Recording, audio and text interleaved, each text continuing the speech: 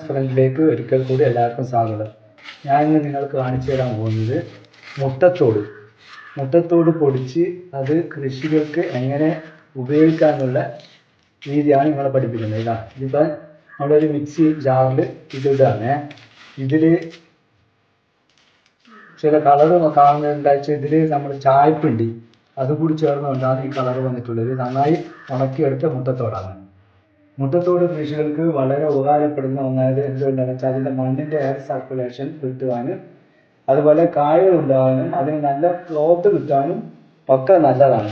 അതേപോലെ തന്നെ ഒച്ചു ശല്യം കുറക്കുവാനും ഈ മുട്ടത്തോട്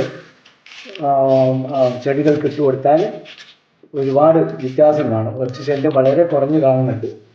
അതേപോലെ തന്നെ പ്രധാനമായും പൂക്കൾ ഉണ്ടാകാനും കീടങ്ങളെ പ്രതിരോധിക്കുവാനും ഒക്കെ മുട്ടത്തോട് വളരെ നല്ലതാണ്.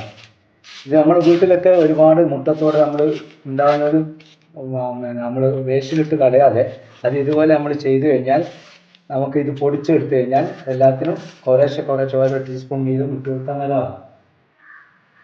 അതേപോലെ തന്നെ മണ്ണിൻ്റെ വിഘടനത്തിൻ്റെ ഫലമായി മണ്ണിൽ നിന്നും വളരെ വളം വലിച്ചെടുക്കാൻ ഇത് ഉപകാരപ്പെടും. കാരണം ചെടികൾക്ക് നല്ല ഗ്രോത്തൊക്കെ കിട്ടുമല്ലോ.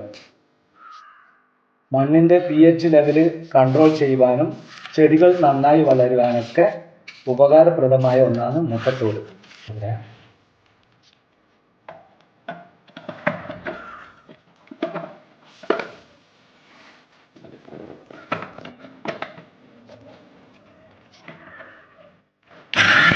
മുട്ടത്തോട് നമുക്ക് പൊടിച്ചെടുക്കാണ്.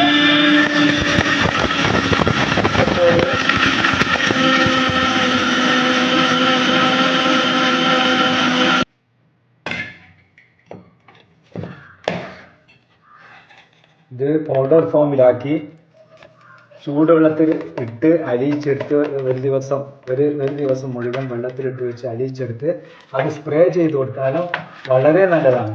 അതുപോലെ നമ്മളെ റോസാപ്പൂക്കൾക്ക് അതുപോലെ ഇൻഡോർ ചെടികളൊക്കെ ഉണ്ടല്ലോ, അതിനൊക്കെ വളരെ നല്ലതാണ്. ഇതിൻ്റെ സ്പ്രേ ചെയ്ത് കഴിഞ്ഞാൽ ഇതിൻ്റെ വെള്ളം നല്ലതാണ് വളരെ. അതേപോലെ തന്നെ നമ്മൾ പോട്ടിംഗ് മിക്സ് തയ്യാറാക്കുമ്പോൾ അതിൽ കുറച്ച് ചേർക്കുന്നത് ഏറ്റവും നല്ലതാണ്. കാരണം ഇതിൻ്റെ വേരുകൾക്ക് നല്ല പുഷ്ടി കിട്ടുന്നതും മണ്ണിൽ നിന്നും വളം വലിച്ചെടുക്കാനൊക്കെ വളരെ നല്ലതാണ്.